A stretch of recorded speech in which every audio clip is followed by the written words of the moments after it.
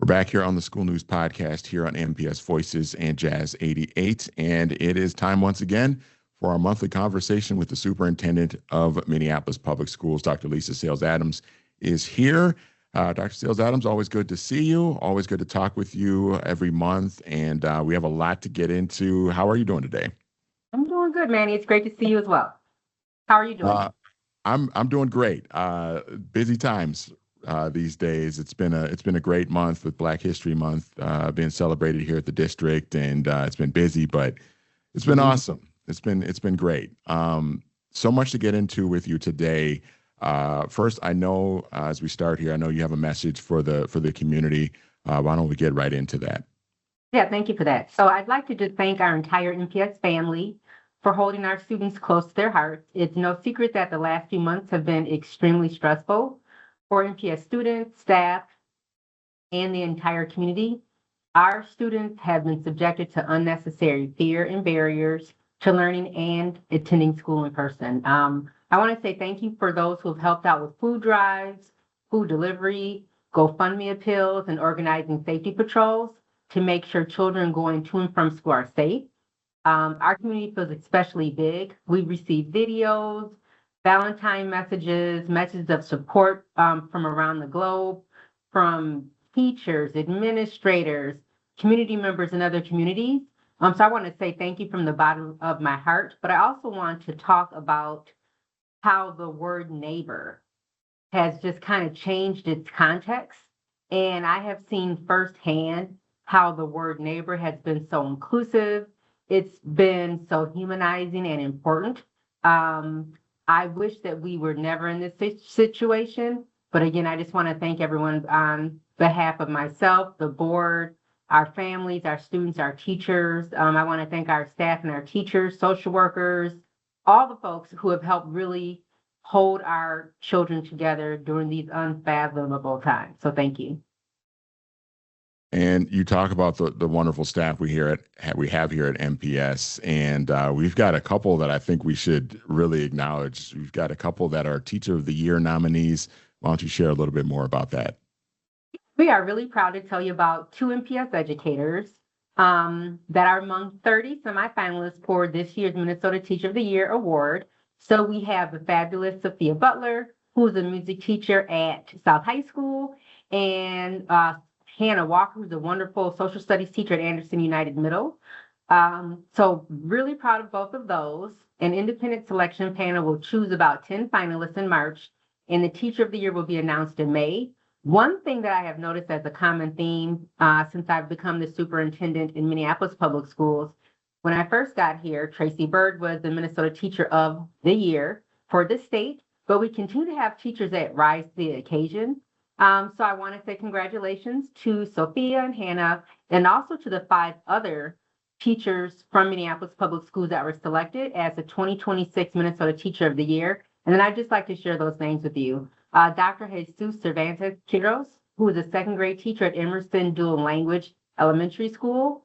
Jonathan Eddington, who is a music teacher at South, so 2 for South.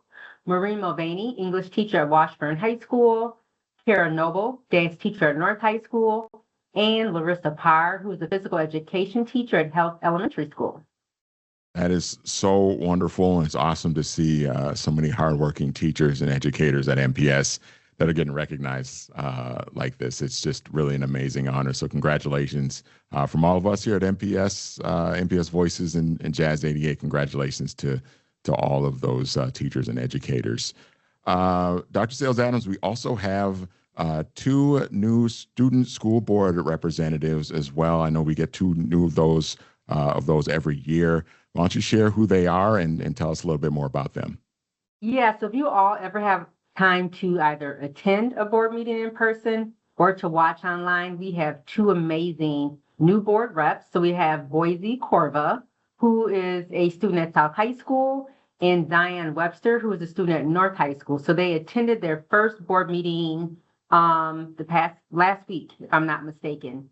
And the types of questions that these 2 young men were asking of board members, of presenters, they're so thoughtful, they're so reflective, and they really carry the voice of the student population, not just at their respective high schools, but across the district. So I know that this will be an amazing experience for them, but especially for us because we do really care about honor and lift up student voice in Minneapolis Public Schools.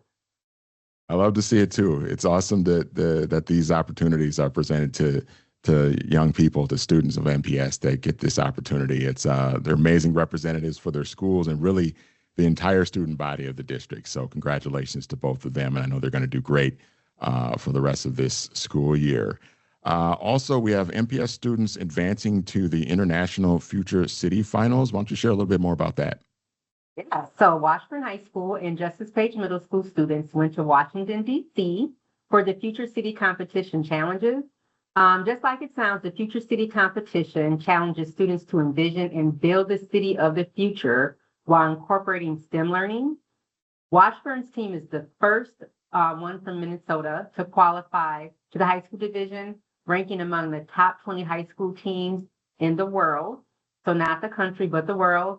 And then meanwhile, Justice Page Middle School teams earned its school's 7th state title, setting a record for the most wins by a single school in the 27-year history of Minnesota Future School Cities competition.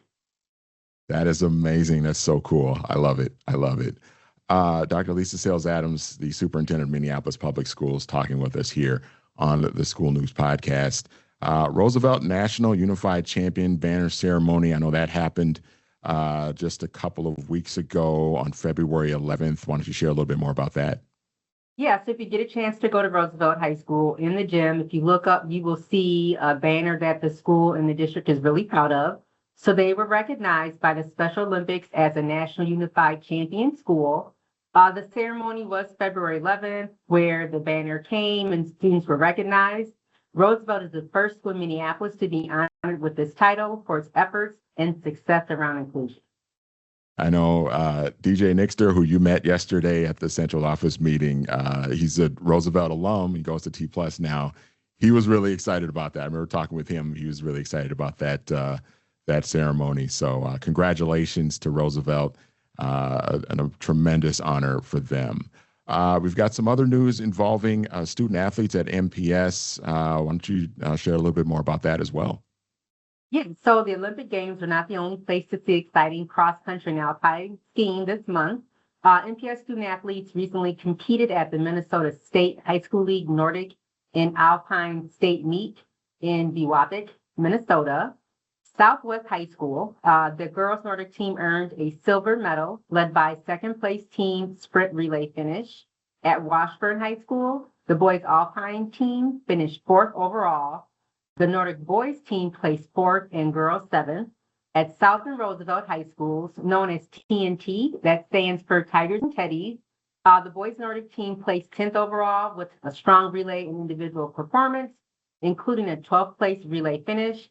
And also a big congratulations to Roosevelt High School varsity wrestling team. They're the city conference champs, and it's Roosevelt Wrestling's first outright city title in 25 years. Awesome. Just amazing. Congratulations to all of those teams from all of those schools. The Olson Unified students are suiting up as the Junior Wolves Dream Team as well. What more can you share with us about that? Yeah, so our students enjoyed an unforgettable day at a recent Timberwolves game through the 2026 Junior Wolves Dream Team program. So a special thank you to the Minnesota Timberwolves, Special Olympics Minnesota, and United Healthcare. Our students met players, watched warm-ups courtside, and they even had a chance to shoot hoops with some of the players. So these are memories that our students will always carry with them, and we're really grateful that they had the opportunity. And last thing here for Dr. Lisa Sayles Adams, Superintendent of Minneapolis Public Schools, the district spelling bee is happening tonight. Of course, if you're viewing this a little late, we're recording this on February 26th, Thursday, and the district spelling bee is happening tonight. Tell us about that. Yeah, so the spelling bee is tonight at North High School, and many of our students love spelling with a vengeance. Now, can you spell vengeance? I'll spell it for everyone. Vengeance. It was a recent winning word at our annual district spelling bee. I admit it's a little bit of a tricky word, but we're excited for all of our students to come out and compete. And I just want to put a plug out there for Our community members, if you have an opportunity to come out to our events to support our students really need that love, that appreciation, that recognition, because our children are our most precious asset.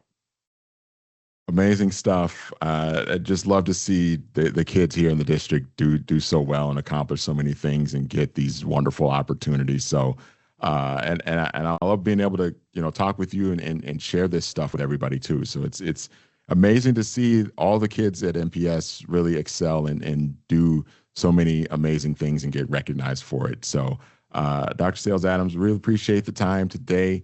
Always look forward to these conversations, and we'll do it again next month. All right. Thank you, Manny.